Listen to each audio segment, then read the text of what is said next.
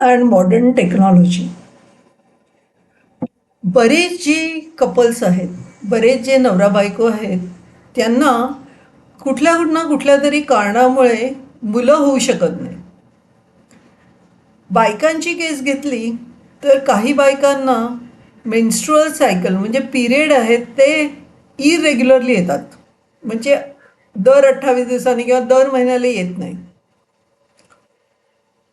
Difficulties in site production म्हणजे त्यांचे जे एग्ज असतात ते डेव्हलप व्हायला प्रॉब्लेम येतो, किंवा एक जरी डेव्हलप झालं तरी ते जेव्हा ओव्हिडक्टमधून जातं फर्टिलायझेशनसाठी तिकडे प्रॉब्लेम येतो, किंवा फर्टिलायझेशन झालं तरी युट्रसमध्ये एंडोमेट्रियमला जे तिकडे इम्प्लांट होतं चिकटतं तिथे प्रॉब्लेम येतो. आणि असे बरेच काही कारणं असतात ज्यामुळे बायकांना मुलं होऊ शकत नाही. त्याचप्रमाणे पुरुषांमध्ये पण दोष असू शकतो. काय असू शकतं की absence of sperms in the semen, म्हणजे त्यांच्या सिमेनमध्ये जो चिकट द्रव पदार्थ बाहेर येतो आणखीन बायकांच्या व्हजायनामध्ये जाऊन स्पर्म टाकतो, तर त्याच्यामध्ये स्पर्म्सच नसतात, किंवा स्लो मुवमेंट ऑफ स्पर्म्स, किंवा स्पर्म्स कमी असतात आणि हळूहळू हळूहळू ते जातात. तर जोपर्यंत, कारण फर्टिलायझेशनचा वेळ फक्त 24 तास असतो, तर तेवढ्या वेळात फर्टिलायझेशन झालं नाही तर एम्ब्रिओ होऊ शकत नाही. तर असे अनेक प्रकारच्या अनॉमलीज म्हणजे डिफेक्ट, म्हणजे काहीतरी बिघाड त्या स्पर्म्समध्ये असू शकतो आणि त्यामुळे त्या पुरुषांना बाळ होऊ शकत नाही. तर कपल्समध्ये इश्यूज काय, many couples cannot have children due to various reasons. In case of women, irregularity in menstrual cycle, difficulties in oocyte production, oocyte म्हणजे एग, ऑब्स्टेकल्स म्हणजे अडथळे इन द ओव्हिडक्ट, फॅलोपाईन ट्यूबमधून ते जाताना ओव्हिडक्टमधून जाताना काहीतरी इश्यू होतो. डिफिकल्टीज इन इम्प्लांटेशन इन युटरसमध्ये ते इम्प्लांट होऊ शकत नाही embryo, and many other reasons are responsible for this. In case of men, absence of sperms in सिमेनमध्ये स्पर्मच नसतात, किंवा स्पर्म अगदी हळूहळू हळूहळू मूव्ह होत असतात, त्यांची शक्ती नसते, slow movement of sperms. Anomalies in sperms are the reasons in case of males, म्हणजे त्या स्पर्म्समध्ये ॲनॉमलीज म्हणजे डिफेक्ट्स असतात. But now with the help of advance medical techniques, आता काही मेडिकल टेक्निक्स निर्माण झाले, like IVF, surrogacy, sperm bank, the childless couples can have a child. आता या नवीन टेक्निक्समुळे हे जे प्रॉब्लेम्स आहेत त्याच्यासाठी काहीतरी टेक्नॉलॉजीने उपाय काढलेला आहे, आणि हे चाइल्डलेस म्हणजे ज्या नवरा बायकोंना मुलं होत नाहीत त्यांना मूल होऊ शकतं. तर ज्या कपल्सना मुलं होत नाही त्यांना मूल होण्यासाठी 3 टेक्निक्स नेहमी वापरतात. त्याच्यामधलं सगळ्यात महत्त्वाचं आहे IVF. तर त्याचा फुल फॉर्म काय, इन व्हिट्रो फर्टिलायझेशन, म्हणजे ग्लासमध्ये फर्टिलायझेशन.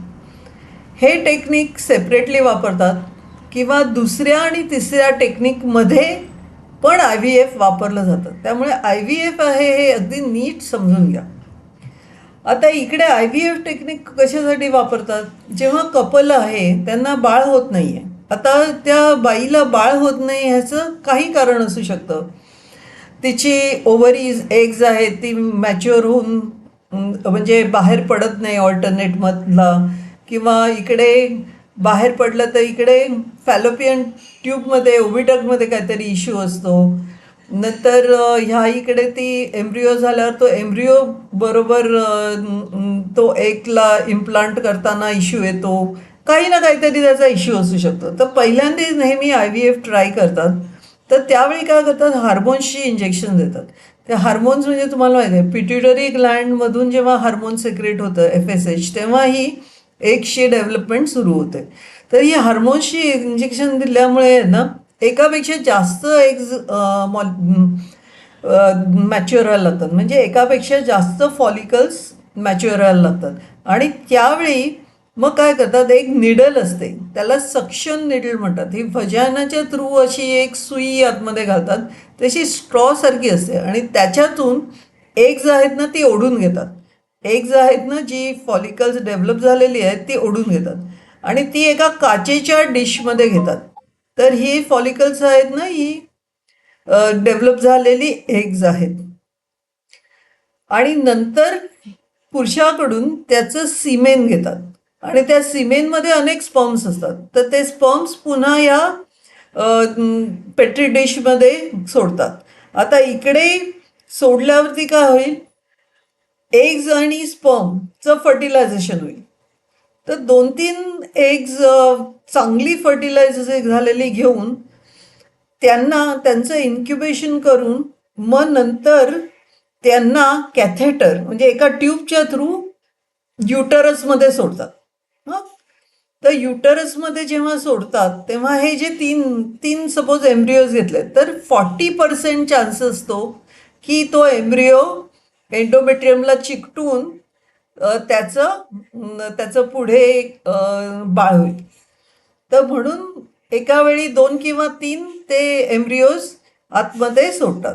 मग ते सोडल्यावरती इकडे एखादं त्याच्यामधलं चिकटलं की मग त्याचं बाळ होतं.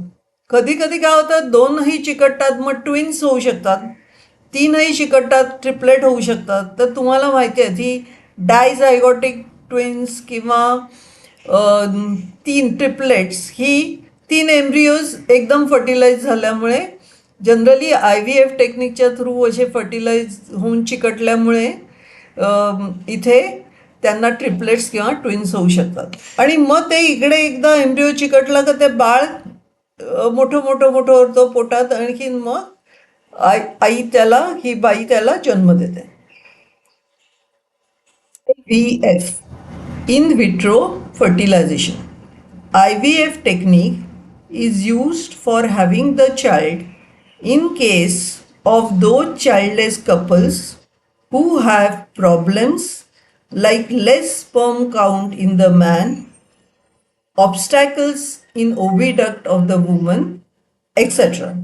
म्हणजे IVF टेक्निक कोणासाठी वापरलं जातं, जनरली जर पुरुषांच्या सिमेनमध्ये लेस स्पर्म्स असतील, जास्त स्पर्म्स येत नसतील किंवा ते वीक असतील, किंवा बायकांच्या ओव्हिडक्टमध्ये फॅलोपाईन ट्यूबमध्ये काही प्रॉब्लेम असेल, तर हे टेक्निक वापरतात. In this technique sperms of the man and eggs of the female are fertilized in the test tube और पेट्री डिश.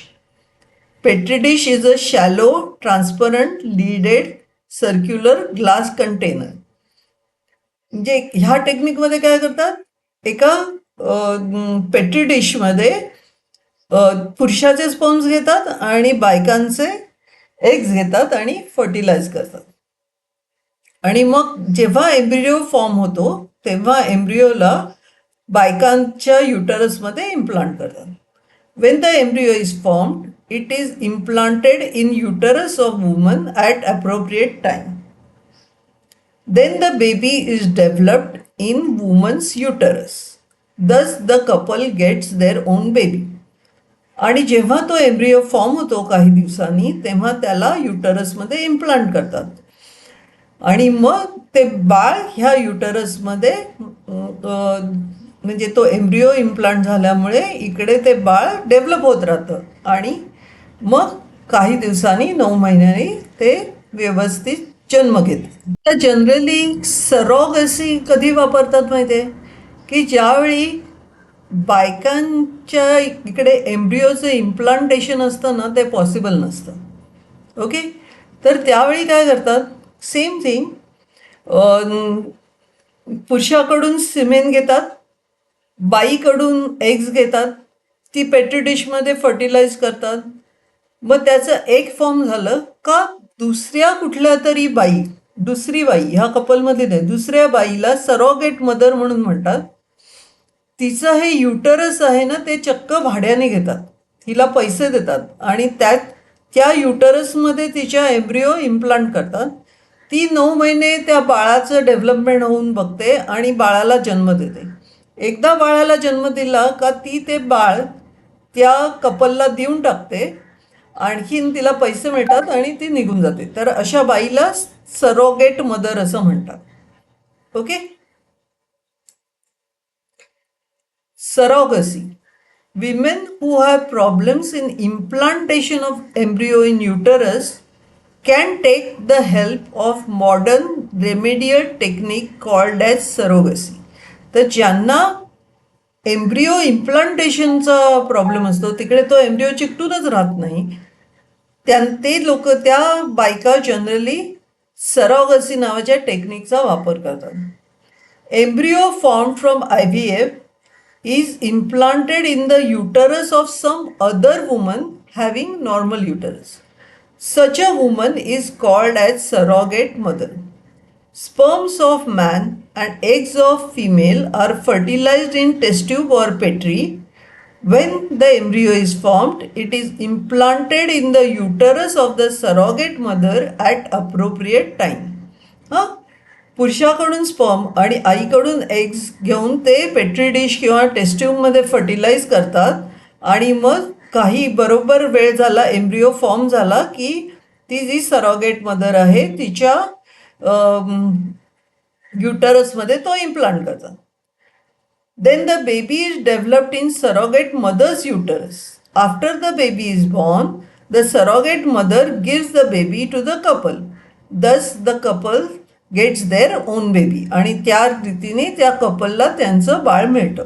इथे पुरुषांमध्ये प्रॉब्लेम असतो, बाईचा काही इश्यू नसतो. त्याचे स्पर्म्स होतच नाही किंवा वीक होतात किंवा काहीतरी इश्यू होतात. तर अशावेळी स्पर्म बँक म्हणून असते. काही धडधाकट जे पुरुष असतात ते त्यांचं सिमेन आहे ना ते डोनेट करतात. जसं रक्त आपण डोनेट करतो तसं त्यांचं सिमेंट डोनेट करतात, आणखीन मग त्याची स्पर्म बँक तयार होते. तर ह्या इकडे सेम इन विट्रो IVFच होतं, पण तो स्पर्म आहे तो स्पर्म बँकमधून घेतला जातो. आता तो कोणाचा स्पर्म आहे ते काही कळत नाही. तो जो डोनर असतो त्याचं नाव अननोन असतं आणि त्याचा एकदा त्याने डोनेट केल्यावर त्याच्या स्पर्मवरती काही अधिकार नसतो. मग तो स्पर्म असतो आणि बाईचे एग घेतात, आणखी मग पेट्री डिशमध्ये घेऊन सेम प्रोसेस ते एकत्र होऊन त्यांचं फर्टिलायझेशन होतं. जेव्हा एम्ब्रिओ व्यवस्थित फॉर्म होतो तेव्हा तो इम्प्लांट करतात त्या बाईच्या युटरसमध्ये, आणखीन मग या कपलला मूल होतं. Sperm bank or semen bank. For men having problems with sperm production, new concept of sperm bank has been introduced.